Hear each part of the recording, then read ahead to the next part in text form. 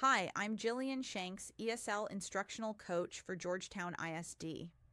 Welcome, and thank you for being here.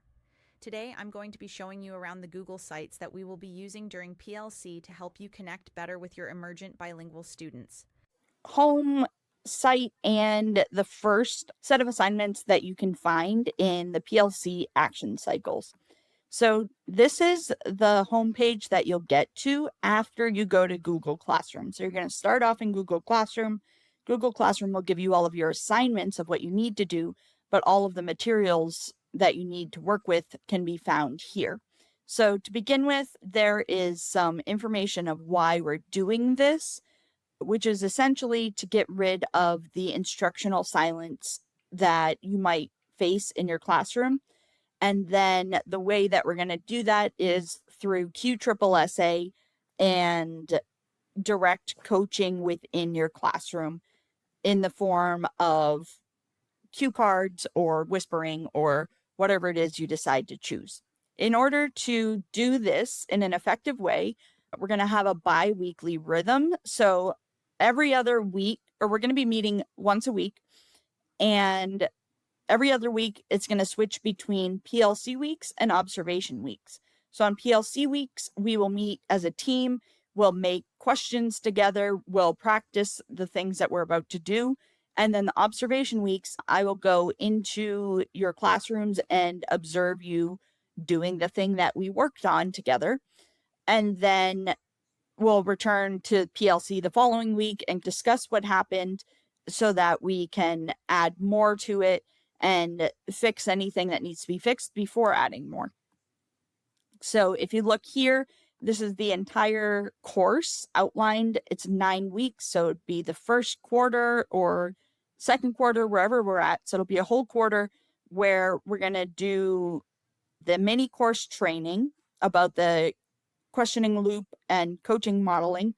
Then we're actually going to plan some more things, do some high depth of knowledge stems, and then we're going to look at data, how to integrate your help within the classroom, and finally looking at things that you did well and planning for the next content area. What would you guys change for the next group of teachers? So just to give you an idea of what one of these pages looks like, at the beginning you have information about whatever you're learning about. Then I give cute little anchor charts that you can print off if you want. They should be linked. If not, I have a folder with them so you can print them off. Then here it's more information, notes kind of thing. And then down at the bottom, there's a little mini quiz. So that way you can practice what you learned above before submitting your quiz in Google Classroom. So this one you can do as many times as you want, and I'm not going to see your answers or anything like that. It's just for you. And then once you do it in Google Classroom, that's when I will actually see what your responses are. So here is the QSSA template, which if you click on it, it'll take you to make a copy of this template. So then you can add whatever you need to once you've actually made your copy of it.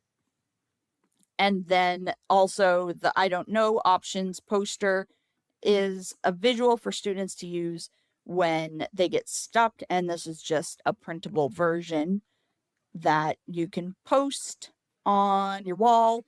This one would be more for middle school. And then we have this one, which would be more for high school, but you could also use it for middle school. And then this is the print friendly version of that one. So if you have any questions, you can just come back to this website and read some stuff, or you can reach out to me. Thank you.